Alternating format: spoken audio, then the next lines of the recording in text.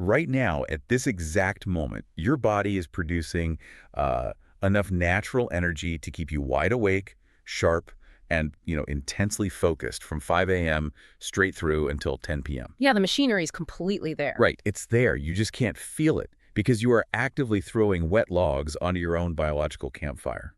It's true. So today, we're going to look at why feeling like an absolute zombie by 3 p.m. it's not actually a required part of being an adult. It's a design flaw in your daily routine. And fixing it is the entire mission for our deep dive today. Exactly. We are unpacking a highly structured protocol called the 14-Day Energy Reset by pinsnpickdigital. And I mean, right off the bat, looking through these sources, this isn't your standard vague, drink green juice and try to sleep more kind of advice. Far from it. What makes this protocol so compelling is, well, it's the methodology behind it. We aren't looking at guesses or, trendy fads here. Right. This was built on a massive, highly analytical audit of the top 20 energy and fatigue books on the market. Wow, 20 bucks. Yeah, but the brilliant part is that the researchers didn't just read the books. They meticulously scraped through the 1-star, 5-star reviews from real people who actually bought those books. Oh, that's smart. They went straight to the user feedback. Exactly. They wanted to strip away the theory and find out exactly what strategies work in the real world, and equally importantly, what causes so much friction that people just quit. Right. They filtered out all the noise to find the absolute core of human biology. So what does this all mean? Well, the motivation for compiling this wasn't just to help corporate workers optimize their spreadsheets, right? Well, not at all. It actually stems from a deeply personal, really systemic observation.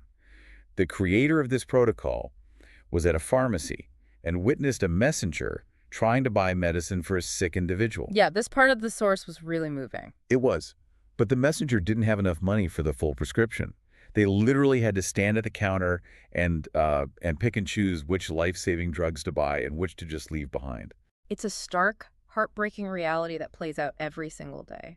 And knowing that the medicines left on that counter could have cured the illness, but because of cost, the sickness would just prolong. I mean, it triggered a profound shift in perspective for the author. Yeah, a massive shift. True health and true wellness cannot just be about disease management. It has to be about prevention. It's about taking absolute control of your biology long before you ever reach a stage where, life and death choices at a pharmacy counter are your only options. Because wellness isn't a luxury. It's a biological imperative. Exactly. It's about not waiting until the engine is completely broken to start doing the maintenance. Right. And the hook here for you listening right now is that this entire 14-day reset requires 0 pills. 0. No gym memberships, no bizarre expensive equipment, and no giving up all your favorite foods. Yeah. The promise is that by making a series of tiny compounding biological tweaks, you could literally be waking up at 5 a.m. naturally, like without an alarm clock. But, before we can get you to that 5 a.m. natural wake up, we have to look at what's happening right now. We have to stop the act of bleeding. Right. There is a fascinating meta-concept introduced right at the beginning of this protocol regarding how we consume advice. It's called the hierarchy of how-to writing. Oh, I loved this part. Oh, yeah. It perfectly explains why most self-help or wellness guides completely fail us. Right, because level 1 writing just tells you what to do. Like, you need more energy. Super helpful, right? Yeah, thanks. Then level 2 goes a step further and tells you how to do it. Drink more water and exercise. Still pretty basic. Exactly. But this framework operates entirely at level 3, which is doing it for you. When you are already exhausted, the last thing you have the capacity for is mental friction. Oh, for sure. Decision fatigue is real. It is. So level 3 provides the exact checklists, the specific templates, the emergency systems. It completely removes the decision fatigue. And the first decision it makes for you is identifying what it calls the 3 hidden thieves of your energy. Because the reality is, you aren't just getting old, and you aren't naturally lazy. You are actively being robbed. Yeah. The first thief is the caffeine sugar loop. Now, everyone listening knows sugar causes a crash, but the insight here isn't just sugar is bad. It frames this as an act of theft. You are borrowing tomorrow's baseline energy to pay for today's temporary spike at, like, an exorbitant biological interest rate. That is exactly what's happening on a cellular level. When you drink that morning coffee loaded with sugar or grab a soda at lunch, you are flooding your brain with dopamine and temporarily blocking adenosine. And adenosine is the chemical that makes you feel sleepy. Correct. But here's the catch. Your brain doesn't start producing adenosine just because you had coffee. It just builds up behind a dam. Oh, wow. So when the caffeine and sugar wear off, that dam breaks. You get a massive flood of exhaustion, which biologically forces you to crave another coffee. It's a self-perpetuating cycle of cellular debt. And while you're dealing with all that debt, the second thief sneaks in, which is dehydration. And this one is far more insidious because it disguises itself. It really does. We walk around chronically dehydrated, but we don't necessarily feel thirsty. Mm. We feel brain fog, we feel heavy muscles, or, we get a subtle headache that we misinterpret as just being tired. Yeah, the mechanism there is basically pure plumbing. When you lack water, your blood volume literally drops. Your blood becomes thicker. So it's like pumping syrup instead of water. Basically, yeah. So your heart has to pump significantly harder just to push that thick blood up to your brain and out to your muscles. That sounds exhausting. It is. That cardiovascular strain drains your energy reserves rapidly. Oxygen delivery slows down. You aren't tired because you need sleep. You're tired because your cells are suffocating. Wow. And just to be completely clear, soft drinks and energy drinks do not count here. The way the kidneys process those actually pulls more water out of your system. Okay, let's unpack this. Because the third thief is the one that really made me question my entire morning routine. Thief number 3 is the wrong breakfast. This one surprises a lot of people. Yeah, because the protocol specifically calls out things like cereal, toast with jam, oatmeal, and pancakes. Wait, oatmeal, whole wheat toast. I know, it sounds crazy. These are heavily marketed as the classic healthy staples to start your day. How are these stealing my energy? Well, it comes down to the immense biological cost of digestion. Think about throwing a massive wet log onto a tiny struggling campfire. What happens? It doesn't catch fire, it just smothers the flames. Exactly. Heavy, slow-burning carbohydrates act the exact same way in your gut. Digestion is one of the most energy-intensive processes in the human body. Right. When you drop a ball of dense oatmeal or heavy bread into your stomach first thing in the morning, your body has to shift into a parasympathetic state. Blood literally rushes away from your brain and muscles and down into your digestive tract just to break down that heavy mass. So my body is literally exhausting itself just trying to process the food that I thought was supposed to give me energy. By 10 a.m., I'm tanking, just from the sheer effort of digestion. Precisely. You're putting a massive load on the system before it has even properly warmed up. Which brings us perfectly into the actual 14-day execution. Okay, let's get into the fix. Now that the cells are finally understood, the system immediately forces you to look at how to properly prime them. You can't put premium gas in a leaky tank. So phase 1, covering days 1 through 6, is all about plugging those primal physical leaks, hydration, and fuel. And days 1 through 3, which is the hydration reset, they start almost embarrassingly simply. Day 1, you wake up, and before you touch coffee, before you check your email, you drink exactly 1 full glass, about 500 milliliters of water. Right. And then you set a recurring reminder on your phone to drink half a glass every 2 hours. You take willpower completely out of the equation. Because after 6 to 8 hours of sleep, your body has been continuously exhaling moisture. You wake up functionally desiccated. That's a great word for it. Desiccated. Yeah. That 500 milliliters isn't just to quench thirst. It is an immediate biological signal to your organs to turn on. But day 2 introduces a really specific instruction that had me a little confused. It says to add a pinch of sea salt or pink salt to that first morning glass of water. Yes, crucial step. But if I am already completely dried out and dehydrated, why on earth am I drinking salt water? Doesn't salt dehydrate you further? It sounds completely counterintuitive, doesn't it? But think of a bone-dry kitchen sponge. If you take a dry sponge and run it under a fast faucet, what happens? The water just bounces right off and goes down the drain. Exactly. The sponge doesn't absorb anything. Your cells act the exact same way. Water alone cannot penetrate the cell membrane efficiently. It requires an electrical charge to open the gates, specifically the sodium-potassium pumps. Ah, so the salt is acting like a primer on a dry wall before you paint it. It ensures the water actually absorbs into the cell instead of just running straight through your stomach and into your bladder. That is exactly the mechanism. Salt plus water creates electrolytes.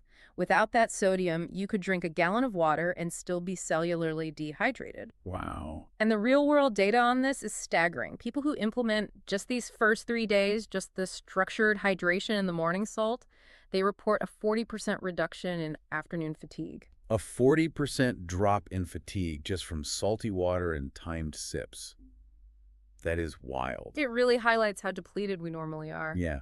Now that the cells are actually hydrated and capable of absorbing nutrients, we hit days 4 through 6, which attack blood sugar and meal timing.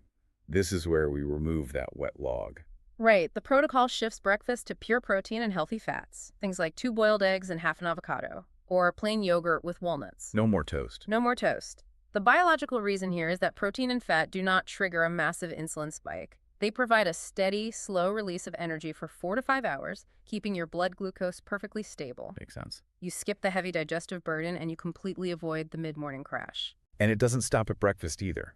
Lunch becomes highly regulated. You are strictly instructed to eat lunch between 12 p.m. and 1 p.m. Which is so important. The reasoning here really resonated with me too, because most of us push lunch off until 2 or 3 p.m. because we're just busy. But by then, your blood sugar has totally crashed. You are ravenous. Your brain is panicking for quick energy, so you overeat, usually heavy carbs, and boom, the wet log is back. It's all about preempting the biological panic. You feed the system before it realizes it's empty, which leads directly into the day 6 instruction, the 3 p.m. power bite. Ah, yes. This is a strategic intervention. Instead of relying on a sugary snack or another coffee when that afternoon dip threatens, you consume a small handful of unsalted nuts and an apple, or maybe a boiled egg. It bridges the glucose gap to dinner with steady fuel. All right, so by the end of phase 2, we've optimized the biological inputs, the water and the fuel. But, a car with gas and oil still won't run if the alternator is dead. So as we move into phase 3, encompassing days 7 through 12, the focus shifts entirely to the physical engine and the operating system, which is micromovement and invigable stress. This is a critical transition. Biology requires movement to actually generate energy. Energy isn't just something you consume, it's something you create. But a vital point here, this protocol strictly requires no gym. Which is a relief. Yeah, this is not about sweating or exhausting yourself with a heavy workout. Thank goodness, because a tired person simply does not have the willpower for a spin class at 4 p.m. Exactly. So day 7 introduces just 2 minutes of stretching every single hour. Stand up, reach your arms, roll your shoulders. Day 8 adds a 10-minute slow-paced walk after lunch. And day 9 asks for 30 desk push-ups, or just leaning against a wall and doing push-ups sometime before your evening shower. The science behind this is so fascinating. When you sit at a desk for hours, blood pools in your lower extremities. Venous return, which is the blood traveling back up to your heart and brain, it slows to an absolute crawl. So you're just getting stagnant. Yeah, your heart is doing all the work, but your muscles actually act as secondary pumps. When you do a wall push-up or walk for 10 minutes, those muscle contractions actively squeeze the veins, pushing oxygenated blood back up to your brain and clearing out metabolic waste. You are manually restarting your circulation. You really are. You're just hitting the refresh button on your blood flow. So that handles the physical stagnation. But days 10 through 12 tackle the mental drains, specifically stress and cortisol management. And cortisol is a huge energy thief. Right. Cortisol is the body's primary stress hormone. It's the alarm system keeping you in a state of hypervigilance. Day 11 mandates 0 phone usage for the first 30 minutes after waking up. No emails, no doom scrolling. Essential. Day 12 is the practice of intentionally saying no to 1 draining request a day. But it's day 10 that I found really curious. It's the 5-minute brain dump at night. You take a physical piece of paper and write down every single thing worrying you without trying to solve a single one of them. Here's where it gets really interesting. Does just writing a list of your problems actually lower cortisol?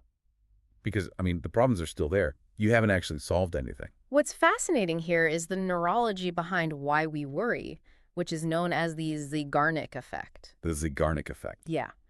Your brain has a tendency to remember incomplete or interrupted tasks far better than completed ones. When you are stressed about an unresolved issue, your amygdala, the threat center, it keeps running those worries in a constant background loop because it is terrified you're going to forget about the danger. Oh, that makes sense. Think of it like leaving 10 high-intensity applications running in the background of your smartphone.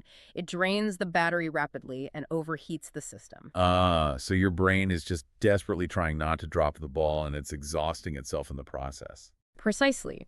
When you take a pen and physically write those worries down on paper, you are providing your brain with a tangible visual signal. You are literally communicating to your neurological system, the threat is logged. It is safe outside my head. We have captured this. No. The mental loop closes. The amygdala registers that the danger is recorded, it downregulates the HPA axis, and it stops signaling for cortisol. The stress hormone levels drop immediately simply because you gave the brain permission to start running the background apps. That makes perfect sense. Yeah. You're basically giving your brain a receipt. Yes, a receipt is a great way to put it. So that brings us to the final audit, phase 4, days 13 and 14, and what is referred to as the emergency toolkit. We've fixed the daytime operating system. Now we have to secure the ultimate recovery phase, which is sleep. Crucial step. Day 13 is the sleep quality audit, which emphasizes creating absolute pitch-black darkness for melatonin production. We're talking about taping black trash bags over your windows if you have to block out streetlights. Because the human eye has specialized receptors that detect light even through closed eyelids. Even the tiny blue standby light on a television signals to your pineal gland that the sun is coming up. Just from that tiny little dot. Just from that. And that instantly halts the production of melatonin, which is the master hormone required for deep, restorative sleep. And day 14 ties right back into our earlier conversation about digestion.